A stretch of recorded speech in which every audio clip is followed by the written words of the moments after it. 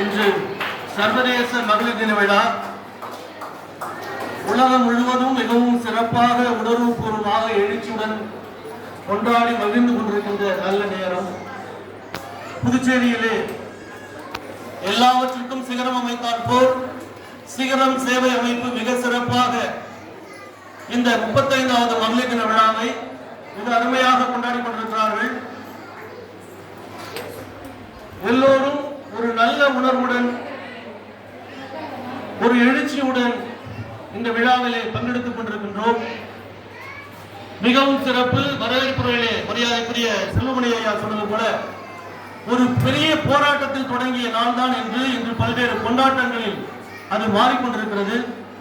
இந்த நல்ல நிகழ்விற்கு தலைமை ஏற்று மிக சிறப்பாக வழிநடத்திக் கொண்டிருக்கின்ற அரியாங்குப்பம் மற்றும் மணவெளி தகுதியுடைய மக்களின் இதய நாற்காலியில் இடம் பிடித்து மிக சிறப்பாக அரசியலை தனக்கென ஒரு தனி பேராளுமை பண்புடன் விளங்குகின்ற மரியாதைக்குரிய முன்னாள் அரசு போராடார் முன்னாள் சட்டமன்ற உறுப்பினர் ஐயா ஆர் அனந்தராமன் அவர்களை மனமாற வருக என வரவேற்று வாழ்த்து மகிழ்கிறேன்.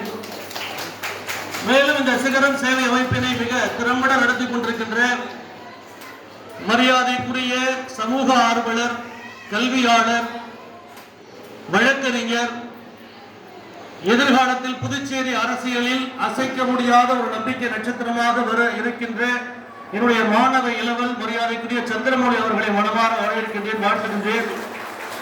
அவருக்கு உறுதுணையாக இருக்கின்ற லட்சுமி மேடம் அவர்களுக்கும் வணக்கங்களையும் வாழ்த்துக்களையும் சொல்லி இந்த விழாவிற்கு மகுடம் வைத்தாற் போல் மிகச் சிறப்பாக அந்த மகளிர் என்ற ஒற்றை சொல்லுக்கு மொத்த இலக்கணமும் வகுத்தாற் போல் தன்னுடைய ஆளுமை பண்பால், அறிவால், ஆற்றலால், திறமையால் பல்வேறு சோதனைகளையும் தாங்கி கடந்து இன்றும் ஒரு சாதனை பெண்மணியாக நம் முன்னால் அமர்ந்திருக்கின்ற மரியாதைக்குரிய முனைவர் சரோஜா பாபு அம்மையார் அவர்களின் பாதம் போட்டு வணங்கி இந்த மகளிர் தின விழா சரியாக நடைபெறுவதற்கு அவர் மிகப்பெரிய சான்றாக இருக்கிறார். நடைமுறை வரலாறாக வாழ்ந்து கொண்டிருக்கின்றார். மேலும் இங்குள்ள அத்துணை பெற்றோர் பெருமக்கள், ஆசிரியர்கள், அத்துணை மகளிருக்கும் மனமார்ந்த வாழ்த்துக்கள். நிகழ்ச்சியிலே முன்னாள் மாணவி ஒருவர் மிக அருமையாக ஒரு உரையாற்றினார். அறிவில் சிறந்தவர்கள் பெண்களா, ஆற்றலில் சிறந்தவர்கள் பெண்களா? பெண்களுக்கு அறிவும் தேவைப்படுகிறது, ஆற்றலும் தேவைப்படுகிறது. அதை தாண்டி உங்கள்கிட்ட உள்ள ஒரு ஸ்பெஷல் என்ன தெரியுமா? யாராவது சொல்ல முடியுமா? பெண்கள் அறிவானவர்கள், ஆற்றல் மிக்கவர்கள் நாங்கள் ஒத்துக்கொள்கிறோம், உளவார ஒப்புக்கொள்கிறோம். அதை தாண்டி உங்களுக்கே உள்ள ஒரு ஸ்பெஷல், உலகம் உங்களை கொண்டாடுகிறது, போற்றி வணங்குகிறது என்று சொன்னால் அறிவை தாண்டி, ஆற்றலை தாண்டி நீங்கள் காட்டுகின்ற அந்த அன்பு, அக்கறை என்பது உங்களுக்கே உள்ள ஸ்பெஷல். நீங்களே கேட்கலாம்.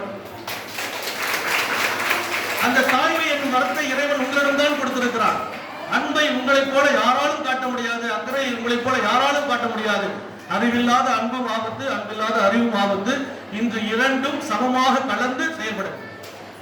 இன்று உலகிலே பெண்கள் தொடாத துறைகளே கிடையாது. எல்லா துறைகளிலும் அபார வளர்ச்சி. ஆனால் அந்த வளர்ச்சி கொஞ்சம் நெறிமுறைப்படுத்தப்பட வேண்டும்.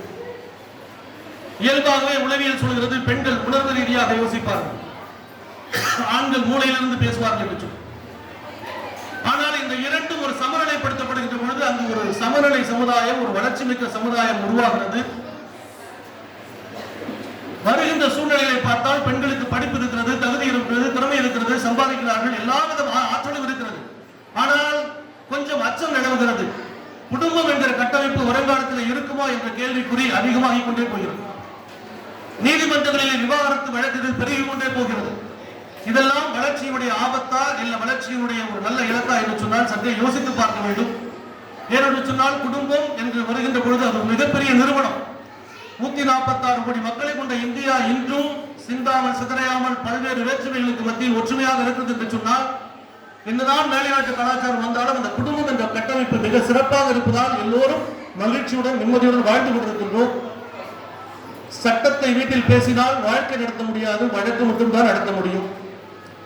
சொல்லுவார்கள் பொதுவாக மனைவியை புரிந்து கொள்ள வேண்டும், பெண்களை புரிந்து கொள்ள வேண்டும் என்று.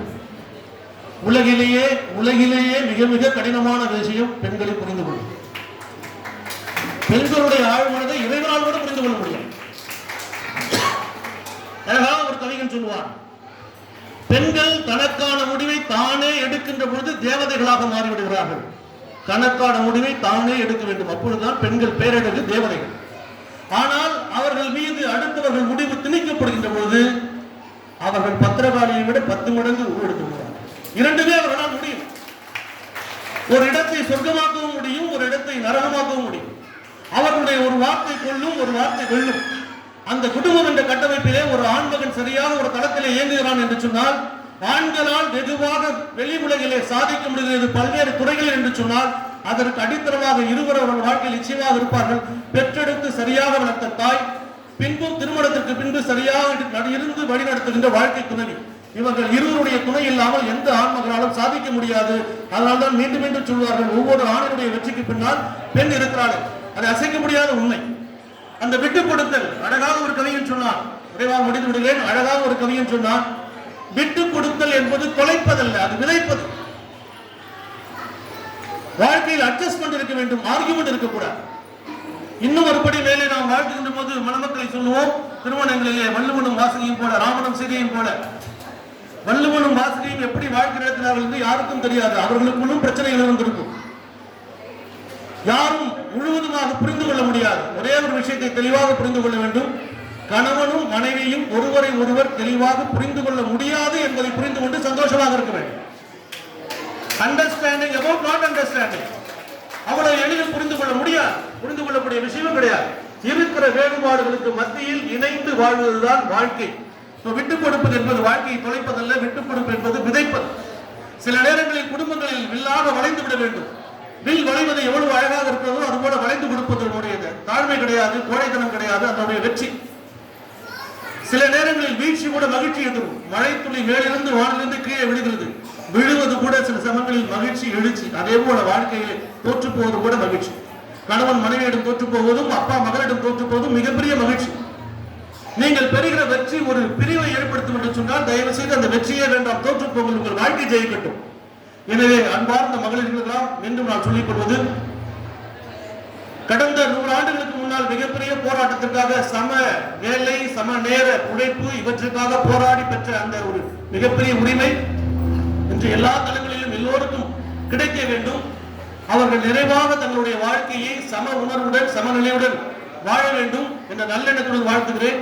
இந்த 2025ஆம் ஆண்டுக்கான சர்வதேச மகளிர் தின மோட்டோவாக கருவாக சொல்லக்கூடிய ஒரே ஒரு வார்த்தையை சொல்லி நிறைவு செய்கிறேன். ஆக்சிலரேட்டட் ஆக்ஷன் என்று இந்த கொட்டேஷன் கொடுத்துள்ளார்கள். விரைவுபடுத்தப்பட வேண்டிய செயல்கள், அதாவது பெண்களுக்கு இன்னும் சமநிலை எல்லா தளங்களிலும் கிடைக்கவில்லை. அரசியல் தொடங்கி ஆன்மீகம் தொடங்கி கலாச்சாரம், மொழி, பண்பாடு, இன்னும் பல தளங்களில் பெண்களுக்கு சம வாய்ப்புகள் இல்லை. கொடுமைகள் நடக்கிறது, கொடுமைகள் குறைக்கப்பட வேண்டும். எங்கெல்லாம் நீதி மறுக்கப்படுகிறதோ அங்கெல்லாம் நீதி விதைக்கப்பட வேண்டும். அவர்களுக்கு எல்லா தளங்களிலும் விரைவாக ஆக்சிலரேட்டட் ஆக்ஷன் என்ற அழகான வார்த்தை, விரைவாக அந்த செயல் திட்டம் நிறைவுபடுத்தப்பட்டு பெண்கள் எல்லா தளங்களிலும் மிகவும் சீரோடும் சிறப்பாக செயல்பட வேண்டும். குடும்பம் என்ற நிறுவனத்தை கட்டி எழுப்ப வேண்டும். சமுதாயத்தை மிக அழகாக கட்டமைக்க வேண்டும். மீண்டும் சொல்கிறேன், தாய்மை என்பது உங்களுக்கு கொடுக்கப்பட்ட வரம், அன்பு என்பது உங்களுக்கே கொடுக்கப்பட்ட ஒரு ஸ்பெஷல் வரம். உங்கள் அன்பால், அக்கறையால், பாசத்தால், அறிவால், ஆற்றலால் இந்த சமுதாயத்தை மென்மேலும் கட்டி எழுப்புங்கள். சாதித்த பெண்களுக்கு மனமார்ந்த வாழ்த்துக்கள். சாதிக்க துடித்துக் கொண்டிருக்கின்ற பெண்களுக்கும் மனமார்ந்த வாழ்த்துக்களை சொல்லுகிறேன். இன்று விருது பெற இருக்கின்ற மாணவர்கள், விருது பெறுகின்ற சாதனையாளர்களில் பல பேருடைய மாணவிகள், அவர்களுக்கும் என்னுடைய மனமார்ந்த வாழ்த்துக்கள். பெண்கள் இல்லாமல் இந்த உலகில் எதுவுமே கிடையாது. நீங்கள் பல தெய்வங்களுக்கு எதிரானவர்கள். உங்கள் சக்தியை அளப்பற்கரியது, உங்கள் சக்தியை அளவிட முடியாது. எனவே இறைவன் ஆணையும் பெண்ணையும் படைத்தது இந்த சமுதாயம் ஒரு மன மகிழ்ச்சியுடன் சமநோக்கு சமுதாயமாக இருக்க வேண்டும் என்று சொல்லித்தான். எனவே 1000 பிரச்சனைகள் இருந்தாலும், குற்றம் குறைகள் இருந்தாலும், வேறுபாடுகள் இருந்தாலும் ஒருவருக்கு ஒருவர் ஒத்து கொடுத்து விட்டு அனுசரித்து வாழ்க்கையை மிக அழகாக வாழ்வோம். பெண்மை என்று வாழட்டும். பெண்ணியத்தை போற்றுவோம். ஆணாதிக்க மனப்பான்மை சற்றே மாறுபடட்டும்.